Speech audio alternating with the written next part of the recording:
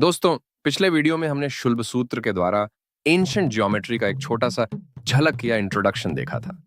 वैसे पूरे शुल्ब सूत्र को बताने लग जाऊं तो शायद साल निकल जाए, पता नहीं। अब शुल्ब सूत्र में कुछ और भी इंटरेस्टिंग चीजें हैं जो मैं आपको इस वीडियो में शेयर करना चाहता हूं। क्या है वो दिलचस्प चीजें? It's the units of measurement according to our ancient Indian version. जी हाँ, अपना खुद का देसी स्टाइल मेजरमेंट सिस्टम जिसका क्रेडिट हमारे प्राचीन महर्षियों को जाता है।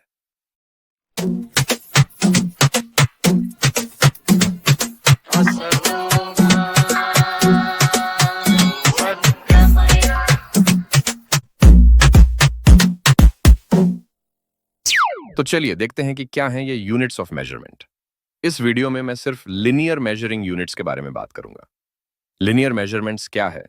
लिनियर मेजरमेंट यानी दो पॉइंट्स या ऑब्जेक्ट्स के बीच की दूरी को मेजर करना, जैसे लेंथ, डायमीटर, हाइट या थिकनेस।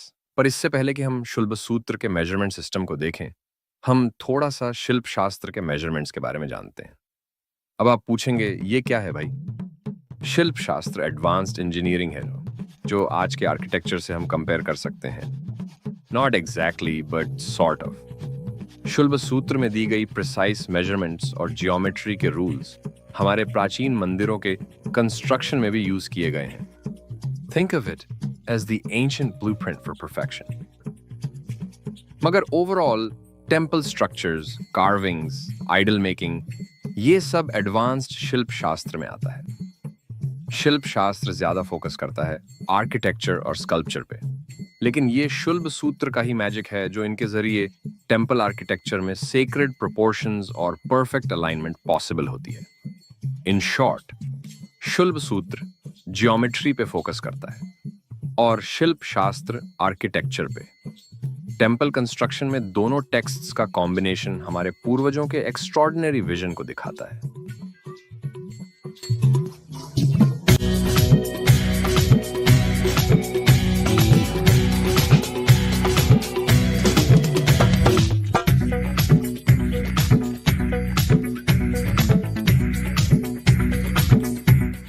तो शिल्प शास्त्र के हिसाब से यूनिट ऑफ मेजरमेंट स्टार्ट होता है परमाणु से। 8 परमाणु मिलकर एक रथ धूलि कहलाता है। रथ धूलि का मतलब जानते हैं? मतलब रथ के या चैरियट के व्हील पर लगी एक धूल, एक सिंगल डस्ट पार्टिकल। क्या उस समय पर माइक्रोस्कोप था? पता नहीं। रथ धूलि को अलग अलग स्क्रिप्चर्स में अलग अलग नामों से जाना जाता है। जैसे आयुर्वेद में इसे त्रसरेणु कहते हैं। अब 8 त्रसरेणु या रथधूलि मिलकर एक वालाग्र या बालाग्र बनता है। वालाग्र का मतलब बाल का अग्रभाग या tip of a hair strand. 8 वालाग्र मिलकर एक लिक्षा बनता है। लिक्षा यानी कि जूं के अंडे। जी, वही जुएं जो हमारे सिर पे रहकर हमारे खून चूसते हैं, लिब्रांडों की तरह। तो ये लिक्षा मेजरमेंट जो है उन जुओं के अंडों का साइज का यूनिट है। 8 लिक्षा मिलकर एक यूका यानी कि एक जूं के साइज के बराबर होता है। 8 यूका मिलकर एक यव बनता है। यव मतलब एक बार्ली सीड के साइज का होता है। 8 यव या बार्ली सीड मिलकर एक अंगुल कहलाता है। अंगुल यानी कि अंगूठे की चौड़ाई जितना। अंगुल का मतलब फिंगर भी होता है। अब ऐसा कहा जाता है कि सबसे छोटी यूनिट जो है परमाणु यानी एटम, उसे सिर्फ ऋषि मुनि ही परसीव कर सकते थे, क्योंकि वी ऑल नो कि परमाणु को नेकेड आईज से नहीं देखा जा सकता। इसलिए प्रैक्टिकल पर्पसेस के लिए अंगुल सबसे छोटी यूनिट ऑफ मेजरमेंट मानी जाती है और यहीं से शुल्ब सूत्र अपने मेजरमेंट यूनिट्स की शुरुआत करता है। एक अंगुल को रफली 1.763 सेंटीमीटर माना जाता है। अलग अलग टेक्स्ट्स में अलग अलग मेजरमेंट्स दी गई हैं। जैसे कि शिल्प शास्त्र के अनुसार 8 यव से एक अंगुल बनता है। वहीं शुल्ब सूत्र के अनुसार 34 तिल यानी 34 सेसमी सीड से एक अंगुल बनता है। फिर विश्वकर्मा के वास्तुशास्त्र में अलग होता है, जहां 3 व्रीहि यानी चावल के दाने इक्वल्स 1 अंगुल। तो क्या वे कहीं गलत हैं? एक्चुअली नहीं, ये बस अलग अलग स्टैंडर्ड्स ऑफ मेजरमेंट है। जैसे हम ब्रिटिश इंपीरियल और यूनाइटेड स्टेट्स जैसे मेजरिंग सिस्टम यूज करते हैं ना, ठीक वैसे ही।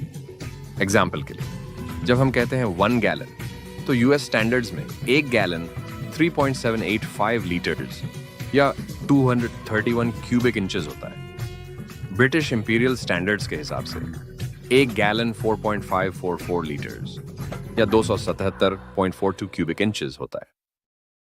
तो क्या ये दोनों गलत या मिसकैलकुलेटेड है? नहीं ना, ये बस अलग अलग स्टैंडर्ड्स ऑफ मेजरमेंट है। यहां भी सेम केस है। और हमारे पास ब्रिटिश और यूएस स्टैंडर्ड्स जैसे सिर्फ 2 मेजरिंग सिस्टम्स नहीं थे। हमारे पास 10 से भी ज्यादा स्टैंडर्ड्स थे, जैसे शुल्ब सूत्र, अर्थशास्त्र, जैन कैनोनिकल लिटरेचर, गणितसार संग्रह, मार्कंडेय पुराण, विश्वकर्मा का वास्तुशास्त्र और कई अलग टेक्स्ट्स हैं। ये एक ज्ञान का महासागर था। उससे याद आया, आप सबने वास्तुशास्त्र के बारे में तो सुना ही होगा ना?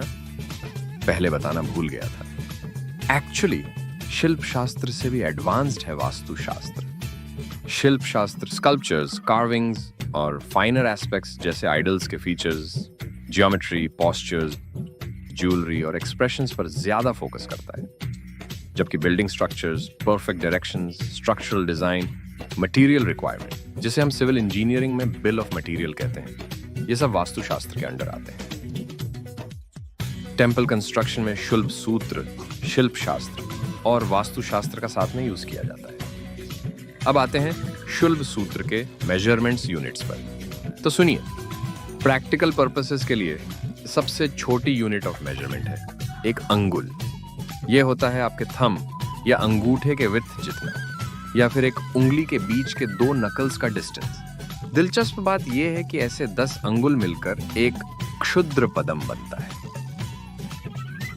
12 अंगुल मिलकर बनता है एक प्रादेश, और जब 13 अंगुल हो जाएं, तब उसे कहते हैं वितस्ती। अब यह वितस्ती क्या होता है? उंगलियों को जितना हो सके उतना फैलाइए, और जब थंब के टिप से लेकर स्मॉल फिंगर के टिप तक का डिस्टेंस मेजर करें, तो वो बनता है एक वितस्ती। और हाँ, 15 अंगुल यानी एक पद, यानी कि आपके 1 फुट के जितना। लेकिन बात यहीं खत्म नहीं होती। 2 पद यानी 30 अंगुल मिलकर बनता है एक प्रक्रम। अब ये तो हुई बात छोटी यूनिट्स की, बट जब हम 24 अंगुल की बात करते हैं, तब हम पहुंच जाते हैं हस्त पर, जिसे हम अराथनी भी कहते हैं। अब इसे मेजर करने के 3 तरीके हैं।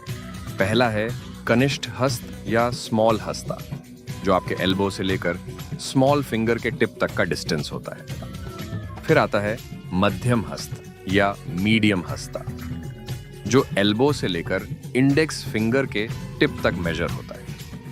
और सबसे बड़ा उत्तम हस्त या लार्ज हस्ता, जो एल्बो से लेकर मिडिल फिंगर के टिप तक का डिस्टेंस होता है। वेस्ट में जिसे क्यूबिट कहते हैं, वो यही उत्तम हस्त है। और ये जानकर आप हैरान हो जाएंगे कि इस 24 अंगुल वाले हस्त के अलावा और भी हस्तों का इस्तेमाल होता था। जैसे आर्किटेक्चरल वर्क्स में मंदिरों के विमान को मेजर करने के लिए 25 अंगुल वाले प्राजापत्य हस्त का इस्तेमाल करते थे, और बिल्डिंग्स या लैंड मेजर करने के लिए 26 अंगुल वाले धनुर्मुष्टि हस्त का, और विलेजेस को मेजर करना हो तो उसके लिए 27 अंगुल वाले धनुर्गृह हस्त का इस्तेमाल करते थे। अब ये तो थी बेसिक्स, पर क्या आप जानते हैं कि अगर आप दोनों हाथों को साइडवेज 180 डिग्रीज फैलाते हैं और दोनों मिडिल फिंगर्स को मेजर करते हैं, तो वो कहलाता है व्यायाम, जो 96 अंगुल के बराबर है, यानी 4 अरातनी। और अगर दोनों हाथों को ऊपर की तरफ करके जब आप अपने पैरों के हील से लेकर हाथों के मिडिल फिंगर के टिप तक मेजर करें, तो उसे कहते हैं पुरुषम। ये होता है 5 अरातनी या 120 अंगुल।